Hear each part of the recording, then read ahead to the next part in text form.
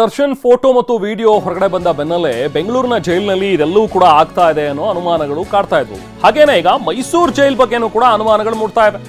ನೋಡಿ, ಜಾಮರ್ ಕೆಟ್ಟು ವರ್ಷ ಆಗಿದೆ ಅಂತೆ, ಇನ್ನೂ ಕೂಡ ಸರಿಪಡಿಸಿಲ್ಲ ಅದನ್ನು. ಜಾಮರ್ ಇಲ್ಲದ ಜೈಲಾಗ್ಬಿಟ್ಟಿದೆ ಮೈಸೂರು ಕಾರಾಗೃಹ.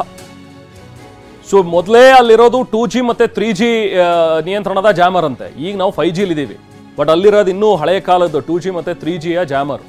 ಅದು ಕೂಡ ರಿಪೇರಿ ಆಗಿಲ್ಲ.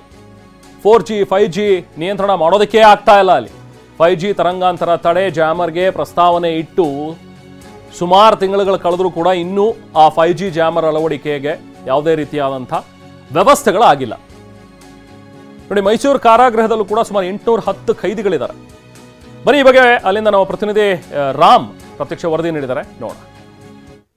ಬೆಂಗಳೂರಿನ ಪರಪ್ಪನ ಅಗ್ರಹಾರ ಜೈಲಿನಲ್ಲಿ ನಟ ದರ್ಶನ್ ಸೇರಿದಂತೆ ಹಲವರಿಗೆ ರಾಜಾತಿಥ್ಯ ನೀಡಲಾಗ್ತಾ ಇದೆಯಾ ಅನ್ನೋ ಅನುಮಾನದ ಬೆನ್ನಲ್ಲೇ ಮೈಸೂರು ಕೇಂದ್ರ ಕಾರಾಗೃಹದಲ್ಲೂ ಕೈದಿಗಳಿಗೆ ಮೊಬೈಲ್ ಬಳಸಲು ಅವಕಾಶ ಸಿಗ್ತಿದೆಯಾ ಅನ್ನೋ ಚರ್ಚೆ ಆರಂಭವಾಗಿದೆ. ಇದಕ್ಕೆ ಕಾರಣ ವರ್ಷಗಳಿಂದ ಕೆಟ್ಟು ನಿಂತಿರುವಂತಹ ಮೊಬೈಲ್ ಜಾಮರ್. ನಾವೀಗ ಮೈಸೂರು ಕೇಂದ್ರ ಕಾರಾಗೃಹದಲ್ಲಿದ್ದೇವೆ. ನೀವು ನೋಡ್ತಾ ಇರ್ಬೋದು, ಈ ಒಂದು ಕೇಂದ್ರ ಕಾರಾಗೃಹದಲ್ಲಿ ಸುಮಾರು 750 ಕೈದಿಗಳಿದ್ದಾರೆ.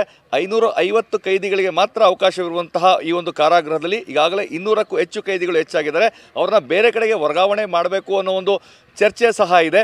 ಇದರ ಬೆನ್ನಲ್ಲೇ ಇದೀಗ ಈ ಒಂದು ಕೇಂದ್ರ ಕಾರಾಗೃಹದಲ್ಲಿ ಏನು ಮೊಬೈಲ್ ನಿಯಂತ್ರಣ ಮಾಡಲಿಕ್ಕೆ ಅಳವಡಿಸಿರುವಂತಹ ಜಾಮರ್ ಕೆಟ್ಟು ನಿಂತು ವರ್ಷಗಳೇ ಆಗಿದೆ.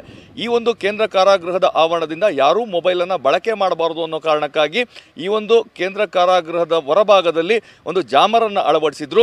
2G ಮತ್ತು 3G ಆ ಒಂದು ತರಂಗಾಂತರಗಳನ್ನು ನಿಯಂತ್ರಣ ಮಾಡುವಂತಹ ಜಾಮರನ್ನು ಅಳವಡಿಸಲಾಗಿತ್ತು. ನೀವು ನೋಡ್ತಾ ಇರ್ಬೋದು, ಈ ಒಂದು ಕೇಂದ್ರ ಕಾರಾಗೃಹದ ಹೊರಭಾಗದಲ್ಲಿರುವಂಥ ಈ ಟವರ್ ಏನಿದೆ, ಆ ಟವರ್ನ ಮೇಲ್ಭಾಗದಲ್ಲಿ ಆ ಒಂದು ಜಾಮರನ್ನು ಅಳವಡಿಸಿದ್ರು. ಯಾಕಂದರೆ ಈ ಹಿಂದೆ 2G ಮತ್ತು 3G ಹೆಚ್ಚಾಗಿ ಬಳಕೆ ಆಗ್ತಾ ಇತ್ತು. ಆ ಕಾರಣಕ್ಕಾಗಿ ಆ ಒಂದು ತರಂಗಾಂತರಗಳನ್ನು ನಿರ್ಬಂಧಿಸುವಂಥ ಜಾಮರನ್ನು ಅಳವಡಿಸಲಾಗಿತ್ತು. ಸಾಕಷ್ಟು ವರ್ಷಗಳ ಹಿಂದೆ ಈ ಒಂದು ಜಾಮರ್ ಕೆಟ್ಟು ನಿಂತಿದೆ, ಕೆಲಸವನ್ನು ಮಾಡ್ತಾ ಇಲ್ಲ. ಆದರೆ ಇದನ್ನು ರಿಪೇರಿ ಮಾಡಿಸುವಂಥ ಕೆಲಸಕ್ಕೆ ಮುಂದಾಗಿಲ್ಲ. ಕಾರಣ ಈಗಾಗಲೇ 4G ಮತ್ತು 5G ತಂತ್ರಜ್ಞಾನಗಳು ಬಂದಿದ್ದಾವೆ. ಒಂದು ವೇಳೆ 2G 3Gಯ ಏನು ತರಂಗಾಂತರಗಳನ್ನು ನಿರ್ಬಂಧಿಸುವಂಥ ಈ ಟವರ್ನ ರಿಪೇರಿ ಮಾಡಿಸಿದ್ರೂ ಸಹ ಅಷ್ಟಾಗಿ ಪ್ರಯೋಜನ ಆಗೋದಿಲ್ಲ. ಅಧಿಕಾರಿಗಳು ಈಗಾಗಲೇ ಸರ್ಕಾರಕ್ಕೆ ಪ್ರಸ್ತಾವನೆಯನ್ನು ಸಲ್ಲಿಸಿದ್ದಾರೆ. 4G ಮತ್ತು 5G ತರಂಗಾಂತರಗಳಿಗೆ ನಿಯಂತ್ರಣ ವಿಧಿಸುವಂತಹ ಆ ಒಂದು ಹೊಸ ಜಾಮರ್ಗಳನ್ನ ಅಳವಡಿಸಬೇಕು ಅಂತೇಳಿ. ಅದು ಸಹ ಇದುವರೆಗೂ ಕಾರ್ಯರೂಪಕ್ಕೆ ಬಂದಿಲ್ಲ.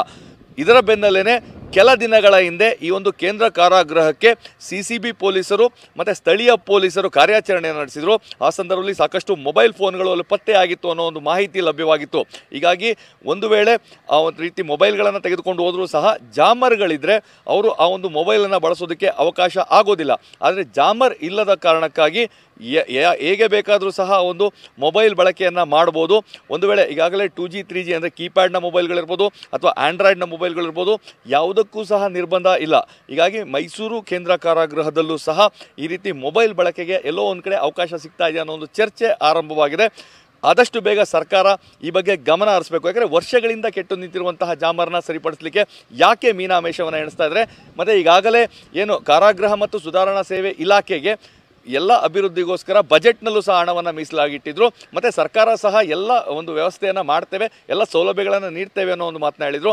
ಆದರೆ ಯಾವ ಕಾರಣಕ್ಕಾಗಿ ಇನ್ನೂ ಕೊಟ್ಟಿಲ್ಲ ಅನ್ನೋ ಚರ್ಚೆ ಆರಂಭವಾಗಿದೆ. ಮತ್ತು ನೀವು ನೋಡ್ತಾ ಇರ್ಬೋದು, ಎತ್ತರವಾದಂಥ ಗೋಡೆ ಇದೆ ಮತ್ತು CC ಕ್ಯಾಮ್ರಾಗಳನ್ನು ಅಳವಡಿಸುವಂಥದ್ದು ಅವೆಲ್ಲವೂ ಸಹ ಇಲ್ಲಿ ಕೆಲಸ ನಿರ್ವಹಿಸ್ತಾ ಇದೆ. ಆದರೆ ಇರುವಂತಹ ಪ್ರಶ್ನೆ, ಮೊಬೈಲ್ ಬಳಕೆಗೆ ನಿರ್ಬಂಧ ವಿಧಿಸುವಂತಹ ಆ ಜಾಮರ್ಗಳನ್ನು ಏನು ಕೆಟ್ಟು ನಿಂತಿದೆ ಅದನ್ನು ಸರಿಪಡಿಸುವಂಥ ಕೆಲಸಕ್ಕೆ ಯಾಕೆ ಮುಂದಾಗ್ತಾ ಇಲ್ಲ.